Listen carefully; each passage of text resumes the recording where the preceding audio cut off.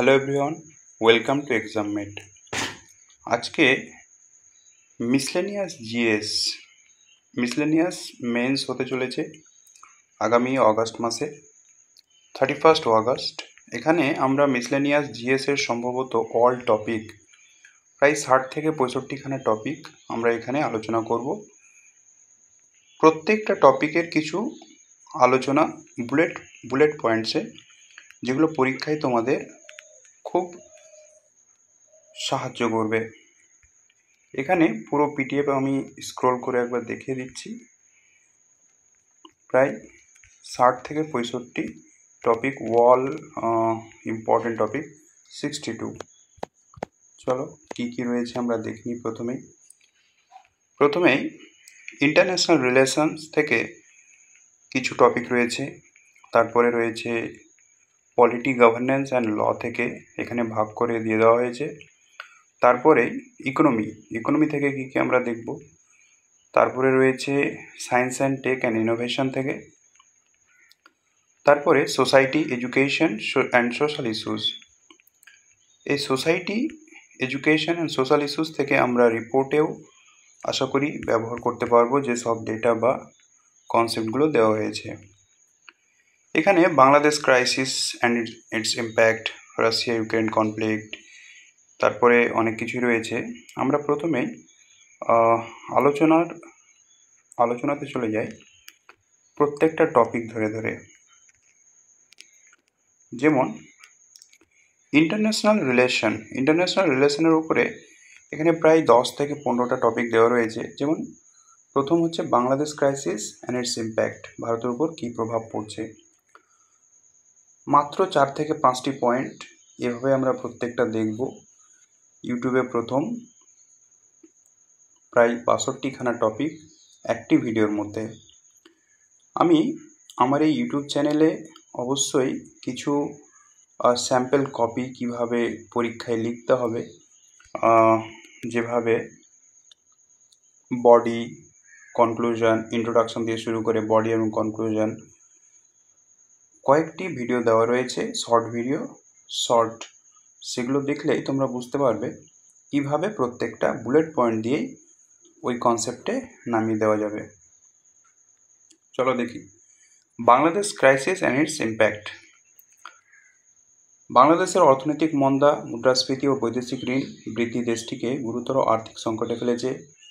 ডলারের তুলনায় এর যা ঘাটতি, তার একটা পয়েন্ট। তারপরে যেসব রাজনৈতিক অস্থিরতা আমরা দেখলাম, তার একটা প্রবলেম। রোহিঙ্গা ইস্যু, যেটা অবশ্যই আমরা জানি। তারপরে হচ্ছে Russia Ukraine conflict. Russia Ukraine 2022 থেকে চলছে। কী কারণে হয়েছে, কে কী নিষেধাজ্ঞা করলো, তার উপর কী প্রভাব পড়লো, সেগুলো। India Canada Khalistan tension. কানাডায় খালিস্তানি সমর্থকদের তৎপরতা ভারতকে উদ্বিগ্ন করেছে। ভারতের প্রধানমন্ত্রী পাবলিকলি খালিস্তান সন্ত্রাসবাদ নিয়ে কানাডাকে দোষারোপ করা এবং দুদেশের মধ্যে কূটনৈতিক সম্পর্ক খারাপের দিকে যাচ্ছে। তারপরে 4 নম্বর হচ্ছে ইসরায়েল প্যালেস্তাইন কনফ্লিক্ট। ইসরায়েলে কি সমস্যা হচ্ছে, এটা একটা ইম্পর্টেন্ট টপিক, তোমরা দেখে নিতে পারো। তারপর হচ্ছে কোয়াড সামিট। আমরা সবাই জানি কোয়াড সদস্যভুক্ত দেশগুলো ভারত, যুক্তরাষ্ট্র, জাপান, অস্ট্রেলিয়া। সেখানে কি কি আলোচনা হয়েছে। ব্রিক্সে কোন কোন দেশগুলো রয়েছে, 2024-এ কী হলো। India Afghanistan relation. তালিবান ক্ষমতা আসার পর ভারত আফগান সম্পর্ক অনিশ্চয়তার মুখে। আফগানিস্তানে বিগত দিনে কী ধরনের সমস্যার সম্মুখীন হয়েছিল সেটা আমরা সবাই জানি। তালিবান আফগানিস্তান প্রবলেমস। তালিবান প্রশাসন এখনও আন্তর্জাতিক স্বীকৃতি পায়নি। নারী শিক্ষা ও চাকরিতে নিষেধাজ্ঞা আফগানিস্তানে।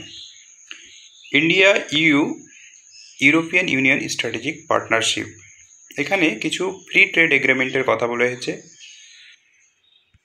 ইউএন ওশেনিয়া কনফারেন্স 2025 কোথায় হয়েছে, কেন হয়েছে, কি কি মূল আলোচ্য বিষয় ছিল, ইউএস চায়না ট্রেড ট্রুস অর্থাৎ যুদ্ধবিরতি, 2018 সাল থেকে শুরু হওয়া ট্রেড ওয়ার কিছুটা শিথিল হয়েছে, সাপ্লাই চেনে কি পরিবর্তন, India UK free trade agreement, কত রাউন্ড আলোচনা হলো, কিসের ওপর জোর দেওয়া হলো এবং কোন কোন সুবিধাগুলো দেওয়া হচ্ছে, ইন্ডিয়া অস্ট্রেলিয়ান কোঅপারেশন 2023 এটি হয়েছে, দুদেশের মধ্যে প্রতিরক্ষা মহড়া নিয়মিত হচ্ছে, যেটা আমরা কারেন্ট অ্যাফেয়ার্সে প্রতিনিয়তই পড়ি, ওয়াসিনডেক্স, ভারতীয় শিক্ষার্থীদের জন্য স্কলারশিপ ও কাজের ব্যবস্থা, এবং অস্ট্রেলিয়া ভারতের জন্য গুরুত্বপূর্ণ লিথিয়াম ও কপার সরবরাহকারী, এটা একটা information, India Asian strategic ties, India Bangladesh water crisis, প্রথমে আমরা ইন্ডিয়া বাংলাদেশ একটা প্রবলেম দেখলাম, তারপরে এখানে ওয়াটার ক্রাইসিস, কোনো এক পরীক্ষায় কিছু আসলে দুটো কম্বাইন করে লেখা যাবে, তিস্তা চুক্তি, তারপরে ফেনী নদীর জল, এখানে পানি ব্যবহার করা হয়েছে, শেয়ারিং একটি ইতিবাচক দৃষ্টান্ত, ইন্ডিয়া চায়না বর্ডার ডিসপিউট, 2020 সালে গালওয়ান সংঘর্ষে দ্বিপাক্ষিক সম্পর্ক তীব্রভাবে ক্ষতিগ্রস্ত হয়েছে,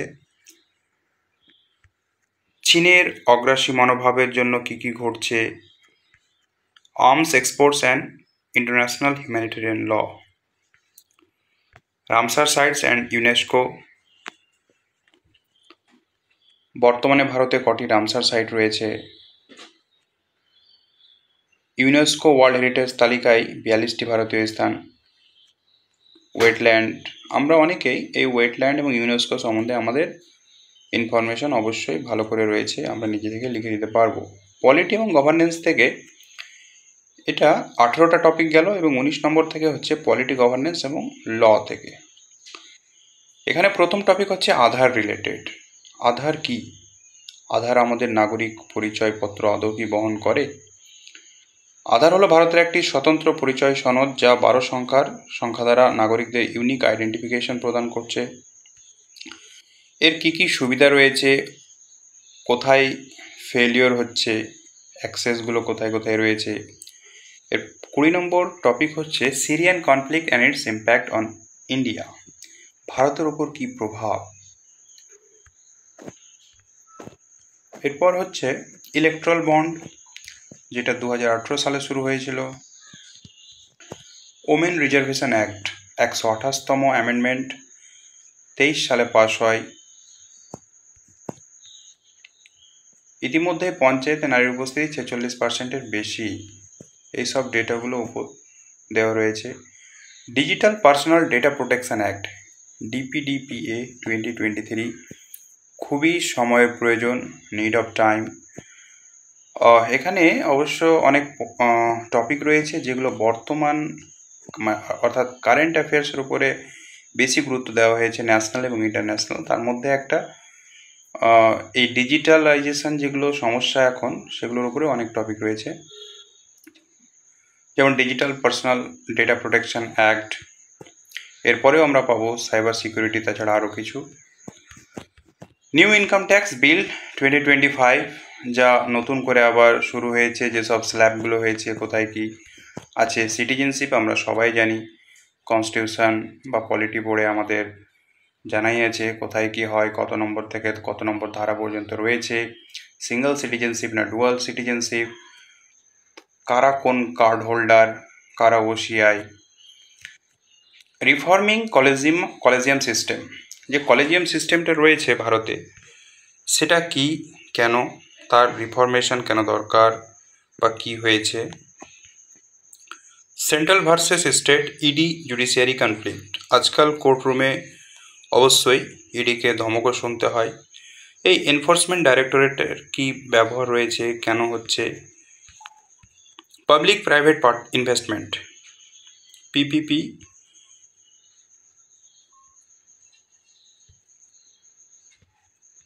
Indo-UK Tech Moves, that's mean memorandum of understanding. এখানে কি কি হয়েছে, drone warfare ethics and international law. Drone আজকাল কিভাবে যুদ্ধে প্রয়োজন হচ্ছে বা ব্যবহৃত হচ্ছে এবং তার কি কি ল রয়েছে, তার কন্ডাক্টগুলো। এবার আমরা দেখব ইকোনমি রিলেটেড কিছু টপিক। ইকোনমি রিলেটেড প্রথম টপিক হচ্ছে ইন্ডিয়াস ফরেন ট্রেড পলিসি। এই ফরেন ট্রেড পলিসিতে ভারত কি কি উদ্যোগ নিয়েছে, যেমন on district on product, 100% digital interface, এইসব কত বিলিয়নে গিয়ে ছাড়িয়ে যাবে রপ্তানি। UPI infrastructure collapse and digital economy. বর্তমানে অনেকেই এই ইউপিআই ইনফ্রাস্ট্রাকচার ইউপিআই গ্রহণ করতে চাইছে না। তার অনেক রকম সমস্যা রয়েছে, এখানে কিছু তুলে ধরা হয়েছে।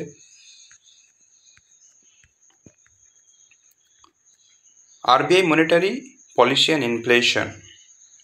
এই মনিটারি পলিসিতে কোথায় কি রয়েছে ডেটাগুলো খুব ইম্পর্ট্যান্ট, যদিও তোমরা সকলেই জানো। সকলেই একবার ডেটাগুলো দেখে নেবে এবং পারলে একটু রিচেক করে নেবে রিসেন্টের সঙ্গে। এমএসএমই ট্রান্সফরমেশন মিশন, যে উদ্যম পোর্টাল রয়েছে, নতুন স্কিমগুলো। সবচেয়ে ইম্পর্ট্যান্ট একটা টপিক এখন, যেটা নিয়ে মানুষ খুব, বিশেষ করে যুব সমাজ, ক্রিপ্টোকারেন্সি রেগুলেশন। ক্রিপ্টোকারেন্সির প্রতি যে আমাদের এক্সাইটমেন্ট, সেটা কি, তাকে রেগুলেশন প্রয়োজন কি প্রয়োজন নয়, তার জন্য গভর্নমেন্ট 30% ভিডিএ অর্থাৎ ভার্চুয়াল ডিজিটাল অ্যাসেট ধার্য করেছে। তারপরে এর নিয়ন্ত্রণের জন্য অনেক কিছুই সতর্কতা জারি করা হয়েছে। India and globalisation trends. এরপরে টপিক 37 নম্বর, US China trade truce and India's economy. এর আগেও একটা দেখেছি এই টপিক।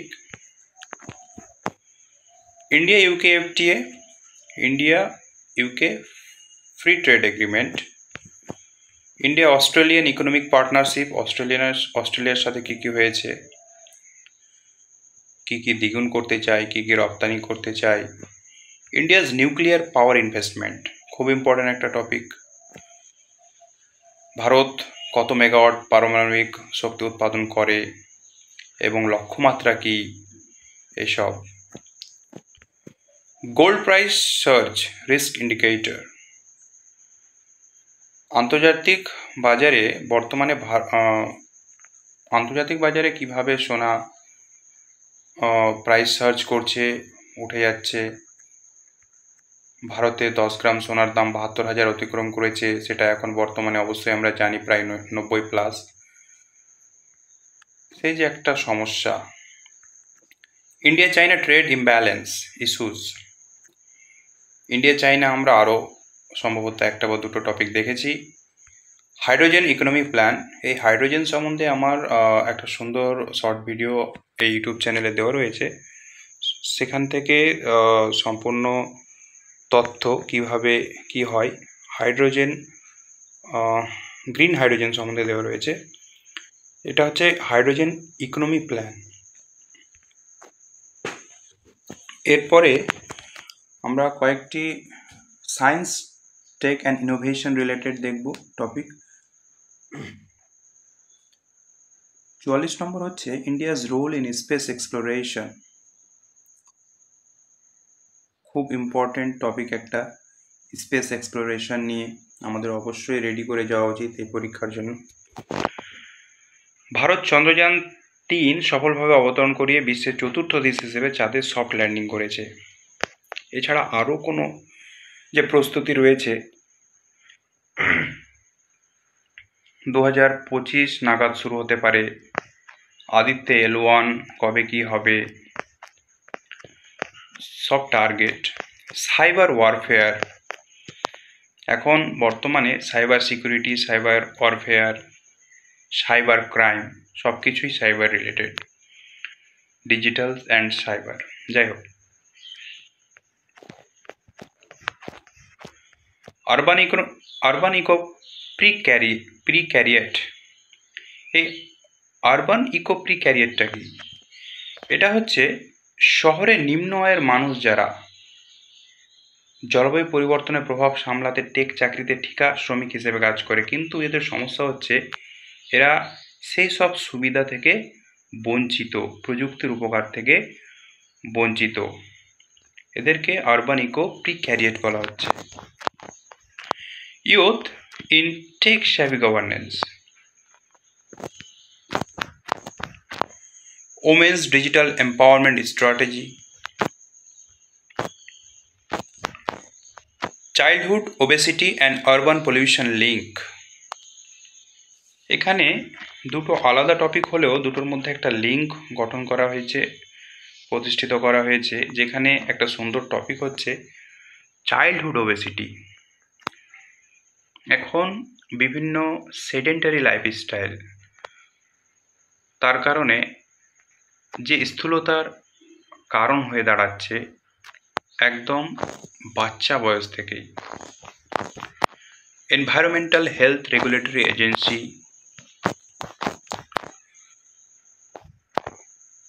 Delhi air pollution. দিল্লিতে যে এয়ার পলিউশনের কী হাল বর্তমানে সেটা আমাদের সবারই জানা।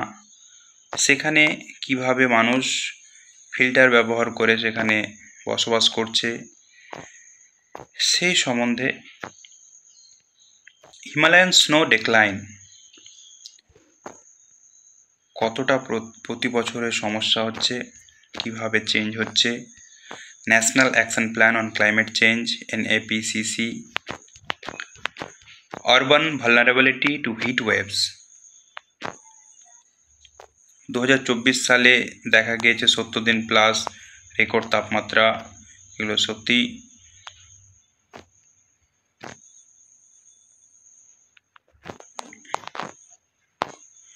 Hydrogen economy and emission target. Hydrogen সম্বন্ধে আমরা আরও একটি না দুটি টপিক পড়েছি, তিনটি কম্বাইন করে একটা কনসেপ্ট নিয়ে গেলে অবশ্যই ভালো রাইটিং হয়ে যাবে। Women empowerment. এবারে society, education and social issues নিয়ে আমরা কয়েকটি টপিক দেখব। এখানে যে টপিকগুলো রয়েছে এখানে শুধু জিএস নয়, এটা অবশ্যই বাংলা এবং ইংরেজির যেসব রিপোর্ট, যদি প্রয়োজন হয় কোনো সোশ্যাল ইস্যুস, সেখানে আশা করি পুট করা যাবে। ওমেন এম্পাওয়ারমেন্ট কি বলছে,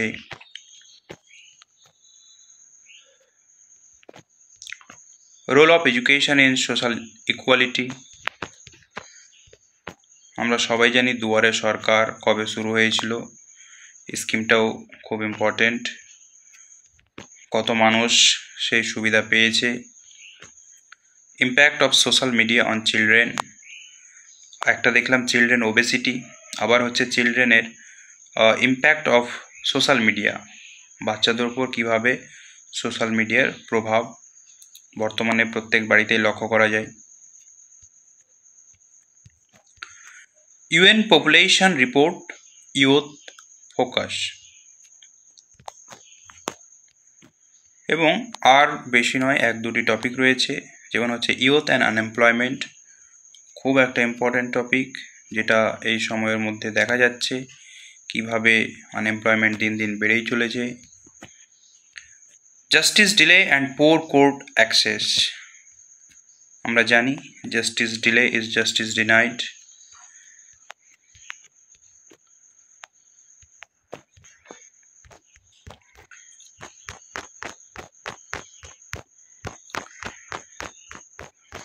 যাই হোক বন্ধুরা, আজকে আমি এই ভিডিওর মাধ্যমে পুরো সম্ভাবনাময় অর্থাৎ পসিবল সব জিএস, বিশেষ করে কারেন্টের উপর এবং ইন্টারন্যাশনাল টপিকের উপর যেসব টপিকগুলো পরীক্ষায় আসার সম্ভাবনা রয়েছে সেগুলো আলোচনা করে দিলাম।